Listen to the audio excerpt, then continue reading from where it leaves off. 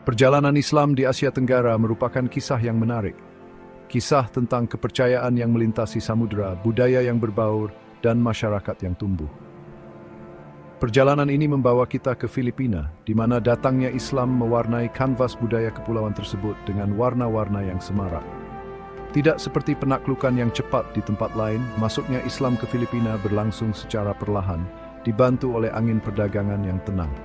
Para pedagang Arab yang berlayar di lautan luas adalah yang pertama membawa kabar tentang Islam ke pantai Filipina. Mereka tidak datang dengan pedang atau perintah, melainkan dengan sutra, rempah-rempah, dan cerita-cerita tentang sebuah keyakinan baru. Para pedagang ini yang menjelajahi pulau-pulau menjalin Islam ke dalam tatanan masyarakat Filipina, terutama di wilayah selatan. Kepulauan Sulu yang dikelilingi air berwarna biru kehijauan menjadi tempat kelahiran keyakinan baru ini. Disinilah Kesultanan Sulu, mercusuar pemerintahan Islam, berdiri. Kesultanan ini bukan hanya sebuah entitas politik, ia adalah pusat spiritual berdenyut dengan ajaran dan tradisi Islam. Dari istana kerajaan hingga pasarnya yang ramai, Islam berkembang pesat. Warisan Kesultanan Sulu terukir dalam ingatan budaya Filipina, sebuah bukti akan pengaruh awal Islam.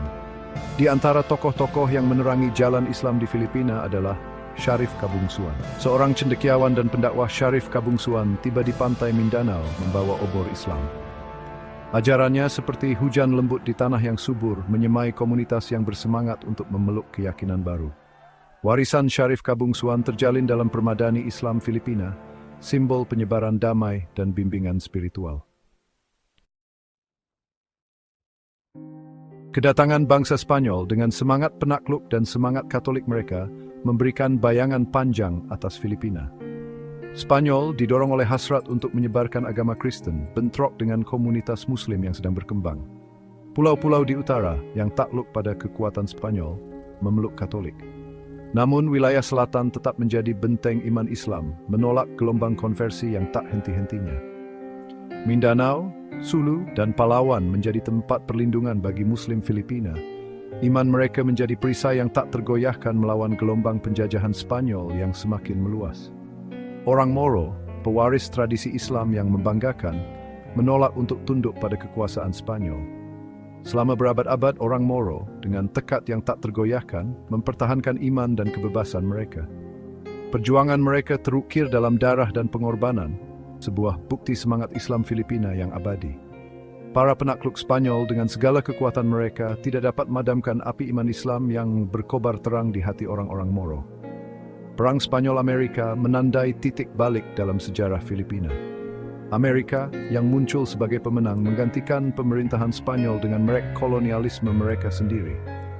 Namun, nasib umat Islam Filipina tidak berubah secara drastis. Mindanao, meskipun sekarang di bawah pemerintahan Amerika, terus menjadi tanah yang bergulat dengan identitasnya, terperangkap antara integrasi dan otonomi. Kedatangan pemukim Kristen dari utara semakin memperumit struktur sosial keagamaan Mindanao, menabur benih tidak puasan dan konflik.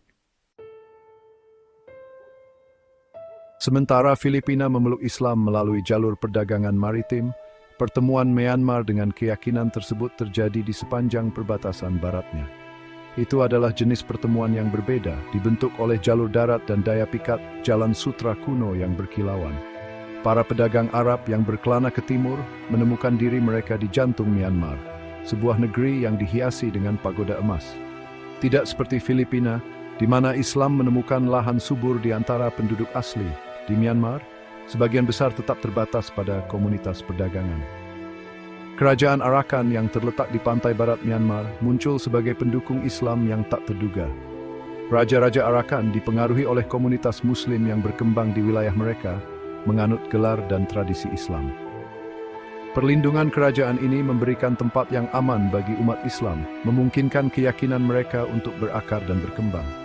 Namun penerimaan Arakan terhadap Islam merupakan pengecualian, bukan norma.